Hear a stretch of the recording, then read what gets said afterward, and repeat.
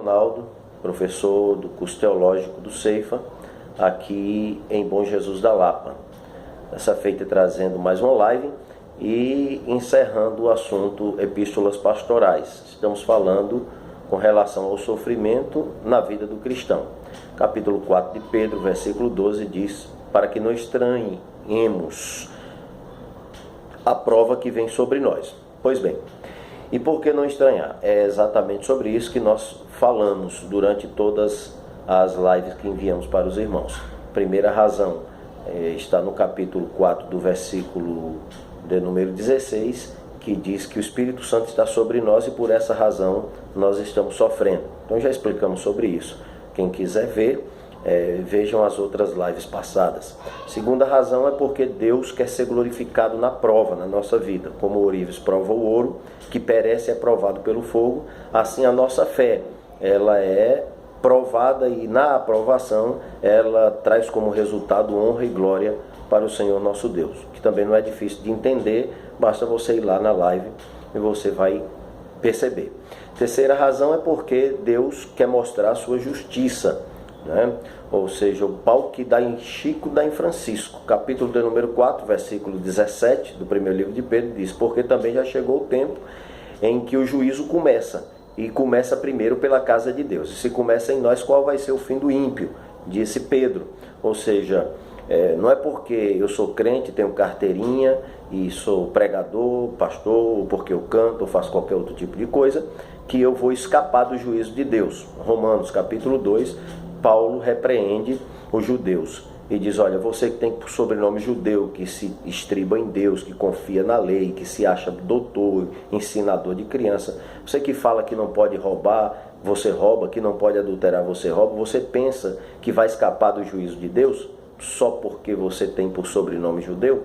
É mais ou menos isso. Deus também não vai poupar as pessoas só porque são crentes e estão do lado dele. Pelo contrário, são esses os primeiros a passarem pelo caminho da aprovação, ok? E em quarto lugar, nós falávamos com relação a 4 bênçãos que você recebe depois que você passa pela prova. Isso está em Pedro, 1 de Pedro, capítulo 5, versículo 10. Deus de toda glória, que em Cristo Jesus o chamou à sua eterna glória, Ele mesmo, depois de vocês haverem padecido um pouco, anote isso, a palavra-chave é padecido um pouco, né? Depois disso, vocês serão confirmados, aperfeiçoados, fortalecidos e fortificados. São 4 bênçãos. Como eu não li a Bíblia, agora eu quero ler um outro texto para encerrar então esse assunto. Está escrito aqui no capítulo 4, do versículo 19 do primeiro livro de Pedro: portanto, também os que padecem segundo a vontade de Deus, encomendo-lhes a alma como ao fiel Criador na prática do bem. Enfim, em quinto lugar, por que você sofre? Você sofre porque é a vontade de Deus. E por que é a vontade de Deus? É a vontade de Deus por causa de tudo quanto já foi falado durante todas essas lives no livro de Pedro. Tá certo?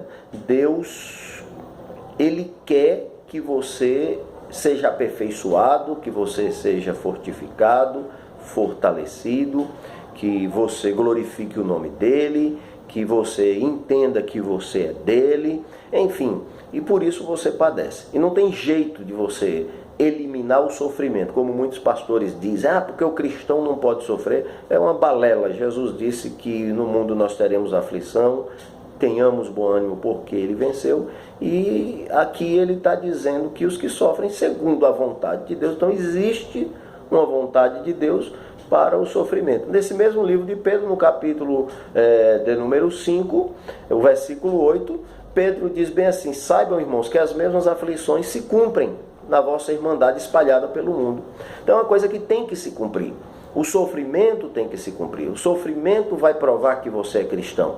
O sofrimento vai te aperfeiçoar. Não tem para onde você correr, né? Determinadas coisas Deus vai te livrar, mas outras não tem para onde você correr. O próprio Jesus mesmo disse: Pai, se for possível, passa de mim esse cálice, sabendo dessa realidade, que tem coisas que Deus pode livrar e tem coisas que não. Sendo que Na segunda opção, Jesus viu que não tinha jeito, disse: todavia, seja feita a tua e não a minha vontade.